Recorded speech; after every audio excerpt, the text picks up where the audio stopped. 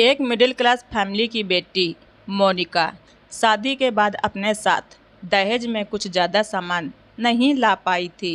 यदि कुछ लाई थी तो वो था उसका प्यारा सा मन और सीधा स्वभाव। मोनिका और मोहित का प्रेम विवाह था। वे पिछले 4 साल से एक दूसरे को जानते थे। मोनिका को जीवन साथी के रूप में पाकर मोहित तो बहुत ही ज़्यादा खुश था, लेकिन उसकी माँ ललिता जी को अपनी बहू मोनिका के दहेज न लाने की टेंशन सताए जा रही थी। ललिता जी की सहेली निशा के बेटे की शादी अभी पिछले महीने ही तो थी। उसकी बहू दहेज में बहुत कीमती सामान लेकर आई थी। उसके आने के बाद तो निशा के घर का नक्शा ही बदल गया था। निशा की शान और शौकत देखकर दहेज की लालसा अनजाने में ही ललिता जी के अंदर प्रवेश कर गई थी। उसी चकाचौंध में उसकी आंखें अपने घर के लिए भी वही कल्पना कर रही थीं।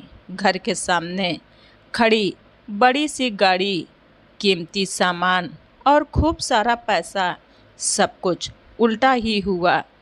मोहित और रोहित दोनों जुड़वां भाई थे। ललिता जी अब ये सोच रही थी कि मोहित ने तो लव मैरिज कर लिया, लेकिन रोहित की शादी किसी अच्छे और संपन्न परिवार में करूँगी। जो मन की मुराद अभी पूरी नहीं हो पाई, वो दूसरे बेटे में तो पूरी हो ही जाएगी। इस बार भाग्य ने भी ललिता जी का साथ दिया।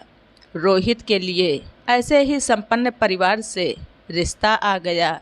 अच्छा लड़का और अच्छा परिवार देखकर लड़की वाले भी तैयार हो गए। रोहित के साथ कामिनी की शादी भी हो जाती है। कामिनी अपने साथ दहेज में बहुत सारा कीमती सामान, महंगी कार और ललिता जी के लिए भी सोने के सेट और कीमती साड़ियाँ सब कुछ लेकर आई। इतना कुछ पाकर ललिता की खुशी का कोई ठिकाना नहीं रहा। पिछले 7-8 महीने से दहेज के लिए सासू माँ के ताने सुनने वाली मोनिका सोच रही थी कि बाप रे, इतना सारा कीमती सामान पाकर तो अब तो सासू माँ और भी बदल जाएंगी। फिर मोनिका खुद को समझाती है कि वो भी तो दहेज में ढेर सारा प्यार लेकर आई थी। हाँ, बस उसी प्यार से सासू माँ को अपना बनाकर रखेगी। लेकिन ललिता जी का व्यवहार भेदभाव वाला था। वो हमेशा कामिनी को ज़्यादा मान सम्मान देती थी। ये भेदभाव मोनिका तो महसूस कर ही रही थी। उसके साथ ही साथ कामिनी भी महसूस कर रही थी। मोनिका के इतने प्यारे स्वभाव के कारण वो मोनिका को बहुत ज़्यादा पसंद करती थी। दोनों हम उम्र थीं, पढ़ी लिखी थीं। दोनों के बीच अच्छा तालमेल था, अच्छी बनती थी। दोनों बिल्कुल सहेलियों की तरह रहती थीं। एक दिन कामिनी ने रोहित से कहा, रोहित, मोनिका दीदी कितनी अच्छी है ना, लेकिन पता नहीं क्यों माँ जी का व्यवहार उनके साथ ठीक नहीं रहता है। दीदी हमेशा हंसती रहती हैं, खुश रहती हैं। माँ जी की बातों का यूँ तो वो बुरा मानती ही नहीं, पर दिल में उन्हें इस बात का दर्द तो अवश्य ही होता होगा। वो किसी को दिखाती नहीं, पर खुद से तो छुपा भी नहीं सकती। कोई और हो तो सासू माँ को जवाब देकर झगड़ा तक कर लेता। माँ को ऐसा नहीं करना चाहिए। रोहित, मुझे लगता है हमारा इतना प्यारा परिवार है, अगर सासू माँ दीदी के साथ ऐसा ही व्यवहार करती रहीं तो कभी ना कभी ये परिवार टूट ही जाएगा। तुम ठीक कह रही हो कामिनी। मौका देखकर मैं माँ जी को समझाऊंगा। जिस रात कामिनी और संजय की ये बात हुई, उसी रात को घर में कुछ और भी हुआ। अपना अपना कमरा बंद करके सभी सो रहे थे। हॉल और किचन की लाइट भी बंद हो चुकी थी। ललिता के पति गहरी नींद में सो चुके थे। तभी ललिता को प्यास लगी। देखा तो आज मोनिका पानी की बोतल रखना भूल गई थी। ललिता जी पानी लेने के लिए उठीं और रसोई की तरफ जा ही रही थीं। तभी उन्हें मोनिका और मोहित की बात करने की आवाज़ आई। उनके पांव वहीं पर अटक गए। वो कान लगाकर सुनने लगीं कि इतनी रात को क्या बात कर रहे हैं ये दोनों। मोनिका, तुम्हें क्या लगता है मैं कुछ जानता नहीं? अपनी पत्नी के सीधे स्वभाव को क्या मैं पहचानता नहीं? तुम ना बताओ, फिर भी मैं जानता हूँ। आज फिर माँ ने तुम्हें कुछ कहा है क्या? पानी अब सर के ऊपर निकल रहा है। मोनिका, मुझे लगता है अब हमें अलग हो जाना चाहिए। मैं जानता हूँ माँ को क्या खराब लग रहा है। मोहित, तुम ये क्या कह रहे हो? ऐसी कोई बात नहीं है। मुझे मेरी मम्मी की याद आ रही थी, बस, और कुछ नहीं। इसलिए मन थोड़ा सा भारी हो गया था। झूठ मत बोलो मोनिका, जीवन साथी हूँ तुम्हारा। पिछले 5 सालों से तुम्हें जानता हूँ, तुम्हें प्यार करता हूँ। मैंने तुम्हें शादी के पहले ऐसे उदास कभी नहीं देखा। तुम ये सब कब तक छिपाओगी? कब तक घुट घुट कर इस तरह रहोगी? मैं आज ही माँ से बात करता हूँ। नहीं मोहित, हम सब एक दूसरे के सुख दुख के साथी हैं। ऐसी छोटी छोटी बातों से नाराज होकर हम अलग नहीं हो सकते। तुम्हारा सोचना गलत है मोहित। वो माँ है हमारी, अगर कुछ बोल भी दिया तो क्या हुआ? पापा जी भी मुझे कितना प्यार करते हैं। रोहित और कामनी भी कितने प्यार से मुझसे बात करते हैं, मस्ती करते हैं। मैं पापा जी से अलग होकर रहने का तो कभी सपने में भी नहीं सोच सकती। मोनिका, मैं तुम्हारी एक नहीं सुनने वाला। तुम्हारा यदि बार बार अपमान होगा तो मैं सहन नहीं कर पाऊंगा। माँ से ना सही, मैं कल ही पापा जी से बात करूंगा। उनसे कहूंगा कि वो माँ को समझाएं। मोहित, अपने दिमाग से ये गलतफहमी निकाल दो। मैं सच में बहुत खुश हूँ। माँ भी मुझे बहुत प्यार करती हैं। मोहित, तुम्हें तो पता है ना, कामनी प्रेग्नेंट है। इस समय अभी तो घर का माहौल खुशियों से भरा होना चाहिए।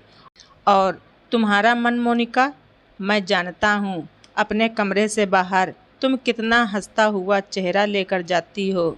तुम्हारे मन की गहराई को मैं पढ़ सकता हूँ मोनिका।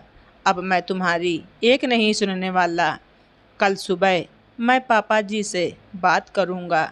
ठीक है मोहित, तुम्हें जो बात करना है कर लो, लेकिन इस घर से अलग तुम अकेले ही चले जाना। मैं तुम्हारे साथ बिल्कुल नहीं जाऊंगी। इतना सुनते ही ललिता वहाँ से चली गई। आज उसे ऐसा महसूस हो रहा था कि कितना फ़र्क है उसकी और मोनिका की सोच में। ललिता अपने आप को कोस रही थी। आज उसे अपने पति की समझाई हुई बातें याद आ रही थीं कि ललिता, तुम्हें यदि अपने बेटे को हमेशा अपना बनाकर रखना है तो पहले बहू को बेटी बनाना होगा, उसे दिल से अपनाना होगा। वो जीवन साथी है मोहित की, वो भी बार बार उसका अपमान सहन नहीं कर पाएगा। ललिता के मन में आज पहली बार मोनिका के लिए प्यार के बादल उमड़ रहे थे। ऐसा लग रहा था मानो मोनिका को देखते ही आज ये प्यार का बादल फट ही जाएगा।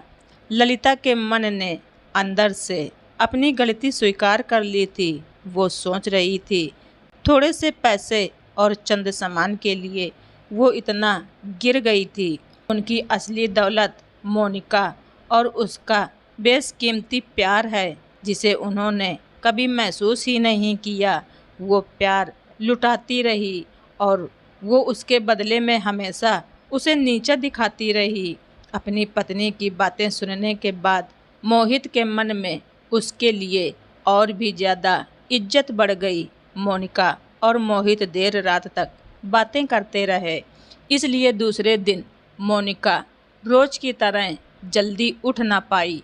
ललिता भी रात भर बेचैनी में करवटें बदलती रही।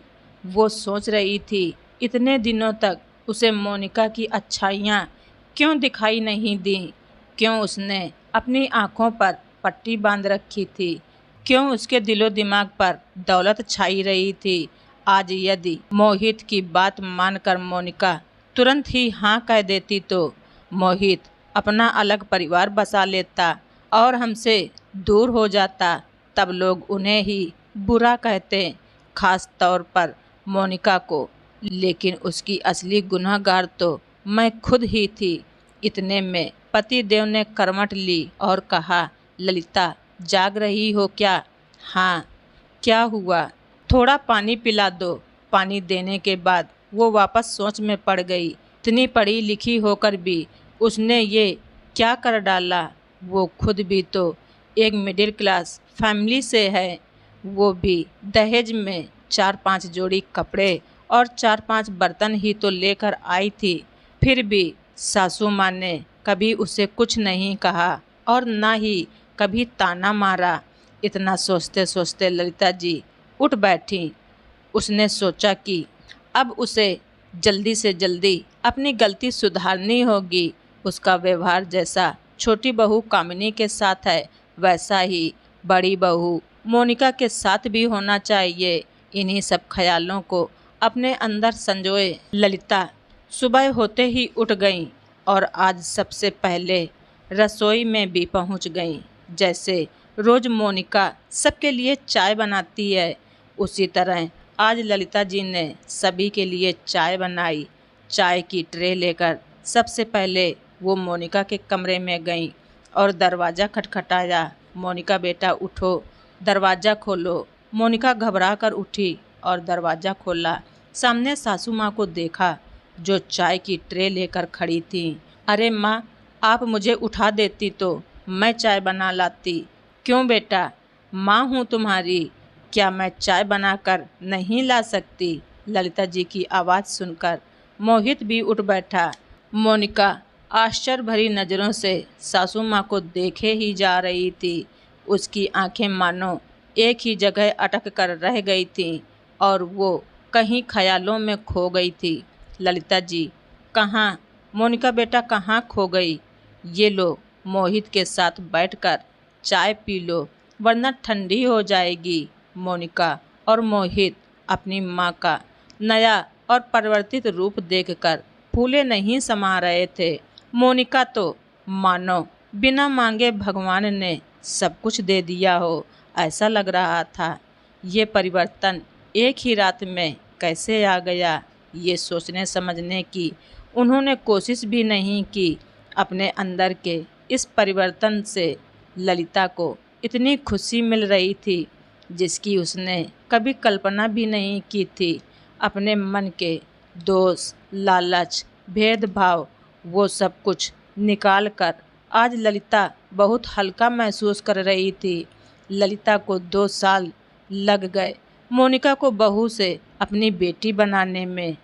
लालच में लिपटे दहेज के पेड़ को जड़ से खत्म करने में लाए हुए बेशुमार प्यार के बाद भी मोनिका को 2 साल लग गए अपनी सासू माँ का हृदय परिवर्तन करने में। लेकिन उसने वो किया और वो कामयाब भी हुई। वो उसके प्यार की जीत थी, उसके विश्वास और विनम्र स्वभाव की जीत थी। मोहित सोच रहा था ये मोनिका का धैर्य और बड़प्पन ही था जिसने इस घर को टूटने से बचा लिया। ललिता जी के पति अपनी पत्नी का बदला हुआ रूप देखकर खुश थे। ललिता अब जितना प्यार कामिनी से करती उतना ही मोनिका से भी करती। दोनों बहुओं को एक जैसा मान सम्मान भी देती। एक दिन ललिता जी ने अपने पति से कहा, जानते हो, जिस वक्त मैंने मोहित और रोहित को जन्म दिया था, मैं तब जितनी खुश थी ना, उतनी ही खुशी आज मुझे मोनिका और कामिनी को पाकर हो रही है। पहले 2 बेटे और अब 2 बेटियों को पाने की खुशी, ये तो बहुत ही अच्छी बात है। ललिता, तुमने मेरी बात मान ली। मैंने जो समझाया वो तुम समझ गई तो देखो, आज घर में एक और बेटी का जन्म हुआ और वो है खुशी।